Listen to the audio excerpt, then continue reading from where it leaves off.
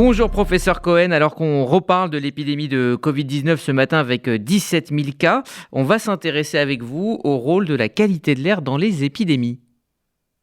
Effectivement, cette rubrique est née du fait que ces derniers jours, j'ai pris plusieurs fois l'avion pour Madrid et selon les compagnies aériennes, certaines demandaient des masques, c'est-à-dire les compagnies espagnoles, c'était obligatoire, d'autres n'en voulaient pas. Et en fait, ceci s'explique parce que les variants très contagieux qui circulent actuellement, très contagieux mais peu graves du fait de limiter le groupe, circulent de façon importante. Et cet hiver, le masque ne va pas être la solution universelle en milieu fermé.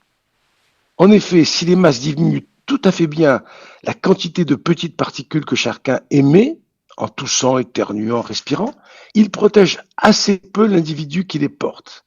Et il va être difficile d'imaginer que l'on utilise tout au long de l'hiver pour réduire les épidémies. Il faut donc améliorer la qualité de l'air. Et pour ça, on a deux types de mesures. La première, c'est que dès qu'une pièce qui reçoit du public peut être aérée par des fenêtres ou des systèmes de ventilation efficaces, c'est ça qu'il faut utiliser, mais à condition de contrôler cette efficacité. Contrôler cette efficacité, c'est très facile. Il suffit de mettre des capteurs de CO2 qui vous diront, vous êtes comme en extérieur, vous êtes un peu plus de risque. Il faut savoir que dans beaucoup de pays, par exemple dans les pays d'Asie comme le Japon, quand vous rentrez dans une salle de cinéma, il y a le capteur de CO2 qui vous indique si la pièce est bien ventilée.